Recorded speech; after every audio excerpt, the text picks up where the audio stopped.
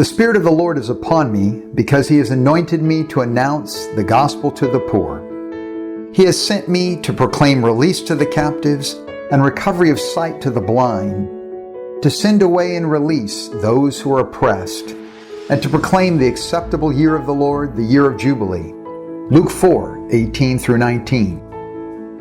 The 2019 North America College Training that took place from July 14th to July 20th in Champaign-Urbana, Illinois, was a week of Jubilee.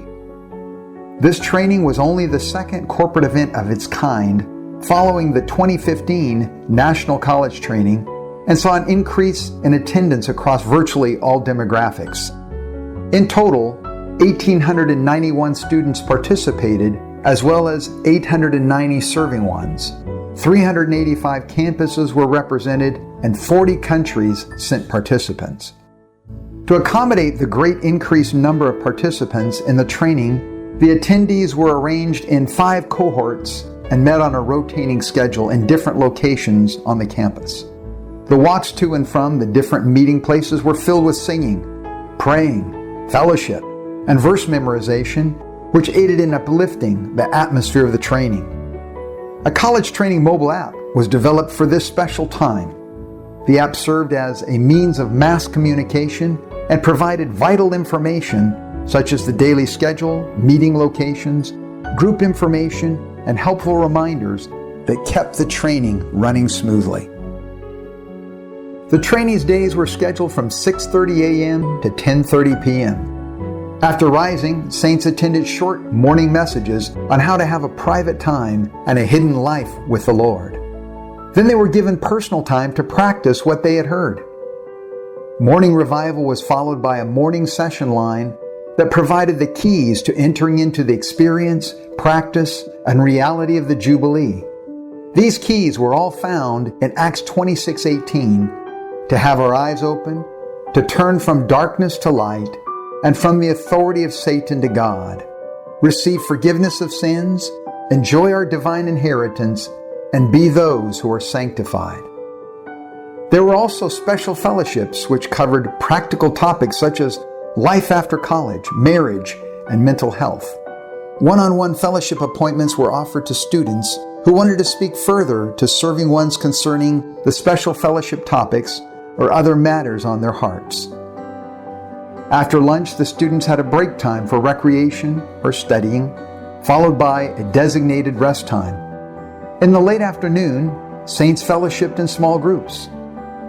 The groups consisted of 6 to 8 students and 2 to 3 serving ones, all from multiple localities.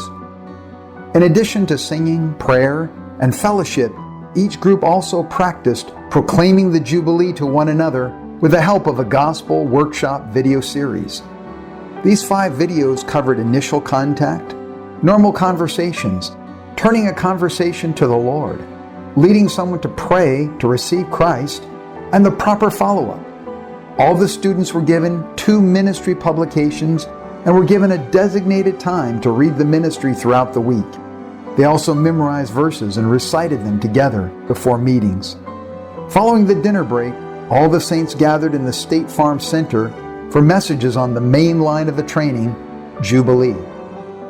These messages showed how, as New Testament believers, the Jubilee is for us to be returned to God as our lost possession, be released from all bondage, and return to the church as our divine family. As those who are enjoying this Jubilee, we shall be able to go out to proclaim the Jubilee to others. After the evening messages, everyone gathered by room, which provided opportunities for the students to fellowship further concerning the things they heard that day and to pray with their roommates. Here are some important moments. This training was characterized by much prayer. There were 40 days of prayer that began on June 11th and continued throughout the training. It was later extended by 10 days to pray for a strong continuation in all that was seen and heard during the training. There were also 30 brothers and sisters who traveled to the campus, not mainly to attend the training, but rather to pray each afternoon. The Wednesday morning meeting on receiving the forgiveness of sins brought in a great release to all the students. All were encouraged to spend 1 to 2 hours in the afternoon to have a thorough time of confession. As a result, the evening gathering was more released than ever before, and the atmosphere of the entire training began to climb higher. On the last night of the training, many students consecrated their lives to the Lord.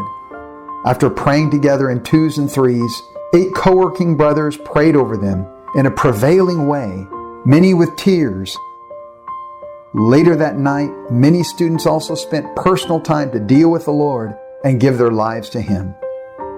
At the end of the training, there was a call for all the students to proclaim liberty and release to the captives throughout the campuses of North America. Students were encouraged to set 1 to 3 specific goals that would help them to continue in the Jubilee after returning home. Goals such as spending regular private times with the Lord for their growth in life, setting aside a specific time to read the Bible, being regular in meetings of the church where they live both during the summer and throughout the school year, praying with at least one companion, practicing to speak the Jubilee to their friends, relatives, and others around them. May this generation experience the Lord's appearing again and again for the rest of their lives. May they eventually bring in the Lord's full appearing to end this age.